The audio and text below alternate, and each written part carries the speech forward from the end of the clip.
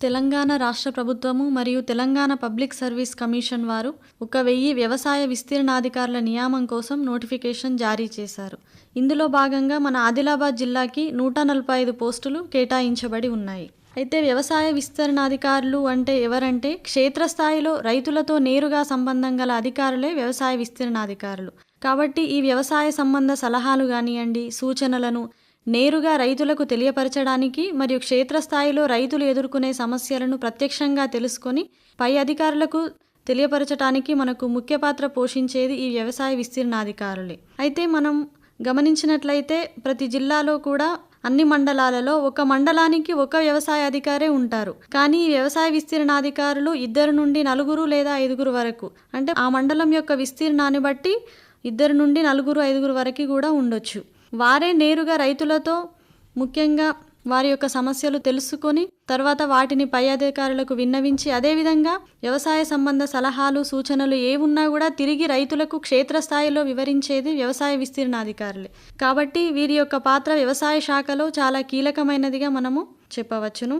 ముఖ్యంగా మనం తెలుసుకున్నట్లయితే వ్యవసాయం అనేది మన భారతదేశానికి వెన్నెముక లాంటిది. అటువంటి శాఖలో ఒక ముఖ్యమైనటువంటి బాధ్యత నిర్వర్తించడం అనగా ఈ వ్యవసాయ విస్తరణాధికారి బాధ్యత అనేది, ఈ పదవిని చేపట్టడం అనేది ఒక అదృష్టంగా భావించవచ్చును.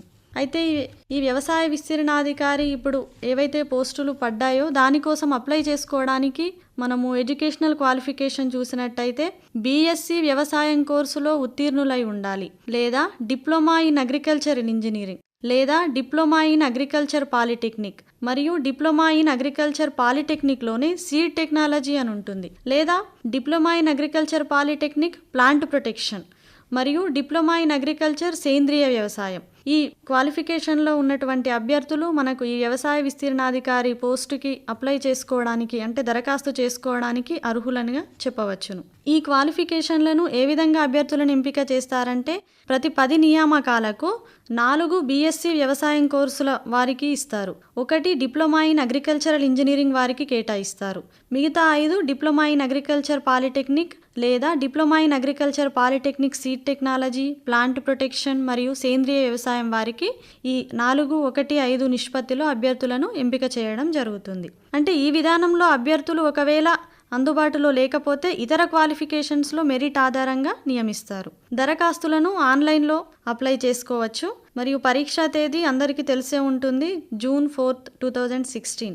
పరీక్షకు వారం రోజుల ముందు నుండి ఆన్లైన్లో హాల్ టికెట్స్ని డౌన్లోడ్ చేసుకోవచ్చు. అయితే ఉద్యోగుల ఎంపిక అనేది పూర్తిగా వ్రాత పరీక్షలో వచ్చిన మార్కుల ఆధారంగానే చేయడం జరుగుతుంది. కావున అభ్యర్థులు ఈ మొదటి పేపరు మరియు రెండవ పేపరు వీటిపై పట్టు సాధించాల్సి ఉంటుంది. అంటే పేపర్ 1, పేపర్ 2 అని 2 పేపర్స్ ఉంటాయి.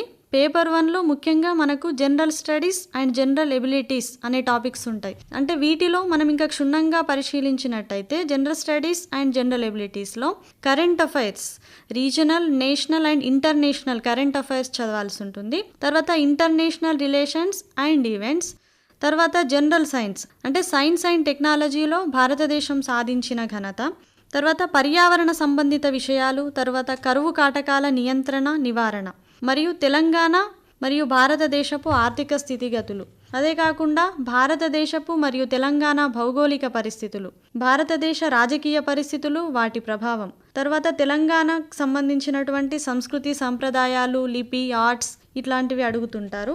అదే కాకుండా తెలంగాణ పాలసీస్ అంటే పాలసీస్ ఆఫ్ తెలంగాణ స్టేట్, మరియు ఆధునిక భారతదేశ చరిత్ర, మరియు తెలంగాణ చరిత్ర ముఖ్యంగా మనకి రాష్ట్ర విభజన జరుగుతున్నప్పుడు, అంటే తెలంగాణ రాష్ట్రం మనకు ఏర్పడినప్పుడు జరిగినటువంటి ముఖ్య ఘట్టాలు కూడా ఈ మనకు పేపర్ 1 జనరల్ స్టడీస్లో ఇంక్లూడ్ చేయడం జరుగుతుంది. అదేవిధంగా లాజికల్ రీజనింగ్ మరియు విశ్లేషణ సామర్థ్యం ఉంటుంది. తర్వాత బేసిక్ ఇంగ్లీష్ ఉంటుంది, అంటే 8th స్టాండర్డ్ వరకు కూడా మనము ఈ అభ్యర్థులు పర్ఫెక్ట్ కావాల్సి ఉంటుంది. ఇదంతా ఇప్పటివరకు చెప్పిన టాపిక్స్ అన్నీ కూడా మనకి paper 1 general studies and general abilities, ఇదంతా 150 మార్కులకు ఉంటుంది. ఆబ్జెక్టివ్ విధానంలో ఉంటాయి మనకి.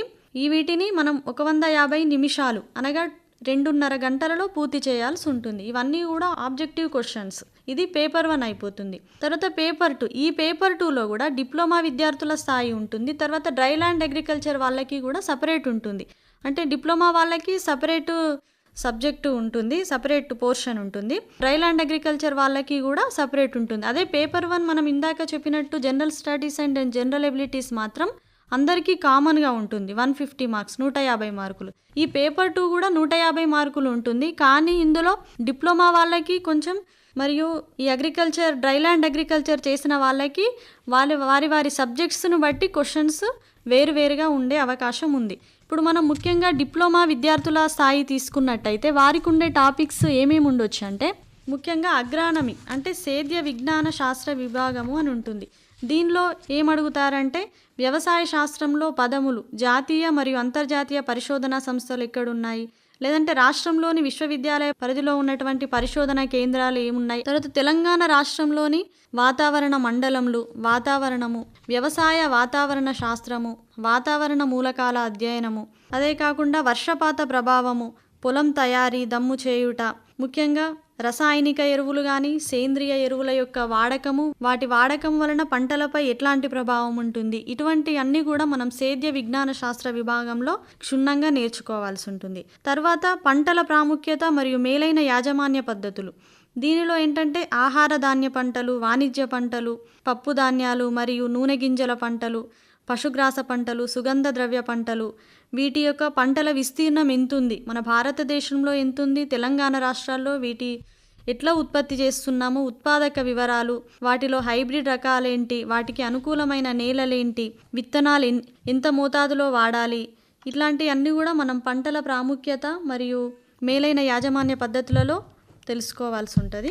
తర్వాత నేల విజ్ఞానము అంటే నేల యొక్క రసాయనిక మరియు భౌతిక లక్షణాలు ఎలా ఉన్నాయి, వాటిలో కర్బనము, నత్రజని యొక్క నిష్పత్తి ఎంత ఉంది, ఉదజని సూచిక ఎలా ఉంది, సేంద్రియ పదార్థములు ఆ నేలలో ఏ విధంగా లభిస్తున్నాయి, అదేవిధంగా వివిధ రకాల నేలలు అంటే మన తెలంగాణ రాష్ట్రంలో ఎటువంటి రకాల నేలలు ఉన్నాయి, వాటికి కావలసిన పోషకాలు, వాటి ఆవశ్యకత, మరి ఇంకా మనము నేల యొక్క సారము తగ్గడానికి ఏ కారణాలు అయి ఉండొచ్చు, మరి నేల భూసారం పెరగడానికి మనము ఎలాంటి యాజమాన్య పద్ధతులు తీసుకోవాలి, ఉదాహరణకు పచ్చిరొట్ట ఎరువులు వాడడం కానివ్వండి, సాంద్రీకృత సేంద్రియ ఎరువులు వాడడం కానివ్వండి, మిశ్రమ ఎరువులు వాడకం మరియు ఎరువుల యొక్క వినియోగ సామర్థ్యము, జీవన ఎరువులు, ఇట్లాంటివన్నీ కూడా మనం నేల విజ్ఞాన శాస్త్రంలో తెలుసుకోవాల్సి ఉంటుంది. తర్వాత ఇంకొక టాపిక్ ఏంటంటే దీంట్లో సస్య ప్రజననము లేదా వృక్ష ప్రజననం అంటాము.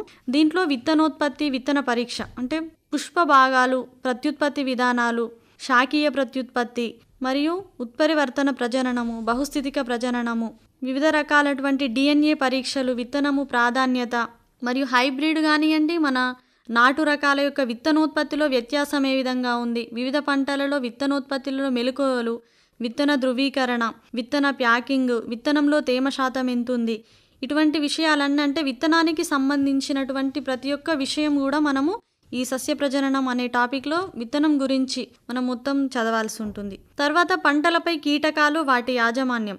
దీంట్లో తీసుకున్నట్లయితే కీటక శాస్త్రంలో ఇన్సెక్ట్ యొక్క అంటే ఒక కీటకం యొక్క లక్షణాలు ఎలా ఉంటాయి, దాంట్లో వర్గీకరణ ఎలా ఉంటుంది, వ్యవసాయానికి సంబంధించి ముఖ్యంగా కీటకాల యొక్క భాగాలను గురించి తెలుసుకొనుట, కీటకాల నోటి భాగాలు, రకాలు, కీటకాల వలన గాయాల రకాలు, సమగ్ర సస్యరక్షణ ప్రాముఖ్యత, పరాన్నజీవులు, అదేవిధంగా కీటకాలను ఎలా నియంత్రించాలి, ఏ పంటలో ఎటువంటి చీడపీడలు వస్తాయి అంటే ఆ వ్యవసాయ పంటలు కానివ్వండి లేదంటే ఉద్యాన పంటలు, వాటిలో మనం ఎట్లా పురుగుల యాజమాన్యం చేయాలి, మళ్ళీ వాటి కీటకాల యొక్క శాస్త్రీయ నామాలు, ఇటువంటివి కూడా మనము ఈ పంటలపై కీటకాలు అన్న అంశంలో చదవాల్సి ఉంటుంది.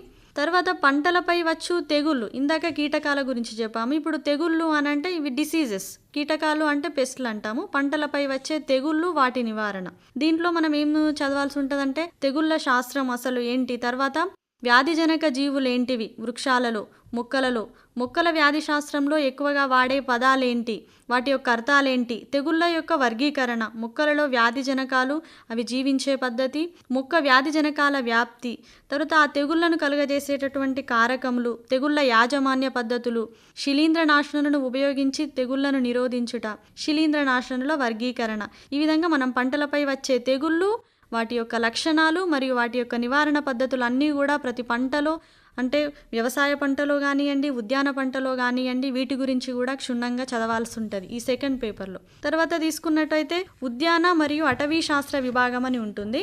దీంట్లో ఉద్యాన పంటలంటే మీ అందరికీ తెలిసే ఉద్యాన పంటల్లో మనం కూరగాయల పంటలు గానీ, పండ్ల పంటలు వాటిని ఉద్యాన పంటలమంటాం. వాటి యొక్క సాగు వివరాలు మనం తెలుసుకోవాలి. అంటే ముఖ్యంగా తెలంగాణ రాష్ట్రంలో పండించడానికి అనువైనటువంటి పండ్ల తోటలేమున్నాయి, ఔషధ మరియు సుగంధ తైల మొక్కలు, పూల తోటలు, పంటలలో విత్తన వ్యాప్తి, నారుమడుల యాజమాన్యం, తర్వాత కొమ్మ కత్తిరింపులు గానియండి, హరిత గృహాలు, పండ్లు మరియు కూరగాయల నిల్వలలో అనుసరించేటువంటి సూత్రాలు, ఇటువంటి అన్నీ కూడా మనము ఉద్యాన పంటల గురించి తెలుసుకోవాల్సి ఉంటుంది. తర్వాత అటవీ శాస్త్రానికి వచ్చినట్టయితే మన అటవీ శాస్త్రంలో బంజరు భూములలో ఎటువంటి చెట్లు పెంచొచ్చు, వాటి యాజమాన్యము, తర్వాత అటవీ నారుమడుల యాజమాన్యము మరియు చెట్ల యొక్క ముఖ్యమైనటువంటి ఉపయోగాలు, అంటే కొన్ని ముఖ్యమైన చెట్లు, ఒక్కొక్క చెట్టు గురించి ఒక్కొక్క స్పెసిఫిక్ అంటే ముఖ్యమైనటువంటి ఉపయోగాలు ఉంటాయి, వాటి గురించి మనము తెలుసుకోవాల్సి ఉంటుంది. తర్వాత ఏంటంటే కొన్ని మనం సామాజిక అటవీ శాస్త్రంలో తీసుకున్నట్టయితే కొన్ని చెట్లు గాలి నిరోధక చెట్లు మరియు కలపకి ఉపయోగించేటటువంటి చెట్లు, అదేవిధంగా కలప కాకుండా కలపేతర అటవీ ఉత్పత్తులు ఎట్లాంటి చెట్ల నుండి వస్తాయి, వాటి గురించి తెలుసుకోవాలి. తర్వాత వ్యవసాయ ఆర్థిక శాస్త్ర విభాగము. దీంట్లో ముఖ్యంగా ఏముంటుందంటే ఆర్థిక శాస్త్రం, వ్యవసాయాన్ని మనము ఆర్థిక శాస్త్రానికి ముడిపడి ఏ విధంగా వ్యవసాయం చేస్తే ఆర్థికంగా వ్యవసాయం అనేది పురోగతి సాధిస్తుంది, అయితే ఈ వ్యవసాయ ఆర్థిక శాస్త్రం చదవాల్సి ఉంటుంది. దాని తర్వాత వ్యవసాయ విస్తరణ మరియు గ్రామీణాభివృద్ధి అనే టాపిక్ కూడా ఈ సెకండ్ పేపర్లో చాలా ఇంపార్టెంట్, ముఖ్యమైనది.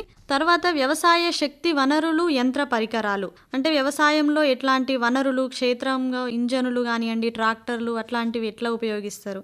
దాని తర్వాత చివరగా ల్యాండ్ సర్వేయింగ్, వాటర్ ఇంజనీరింగ్ మరియు గ్రీన్ హౌస్ టెక్నాలజీ, ఇది కూడా మనకు పేపర్ 2లో చాలా ఇంపార్టెంట్ విషయము. దీంట్లో ముఖ్యంగా మనం సర్వేయింగ్, సాగునీటిని కొలిచే పద్ధతులు కానివ్వండి, బిందు సేద్యం మరియు తుంపర సేద్యం అట్లాంటి వాటి గురించి ఈ పేపర్ 2లో ఉంటుంది. సో ఈ విధంగా మనకు పేపర్ 1, పేపర్ 2 రెండు కూడా, పేపర్ 1 150 మార్కులు, పేపర్ 2 150 మార్కులు, రెండింటికి కూడా టైం సేమ్. అంటే ఒక ప్రశ్నకి ఒక ఆబ్జెక్టివ్ మనము ఫిల్ చేయడానికి మనకు 1 నిమిషం టైం ఉంటుంది. 2.5 గంటల చొప్పున రెండు పేపర్స్కి కూడా ప్రొద్దున అంటే 150 మార్క్స్కి 2.5 గంటలు, మళ్ళీ తర్వాత పేపర్ 2కి కూడా 2.5 గంటల చొప్పున మనము ఈ ఆబ్జెక్టివ్ చేస్తే కేవలం వ్రాత పరీక్ష విధానంలో దీన్ని అనుసరించి మాత్రమే, అంటే దీని మెరిట్ ఆధారంగానే వ్యవసాయ విస్తరణాధికారుల ఎంపిక అనేటువంటిది జరుగుతుంది.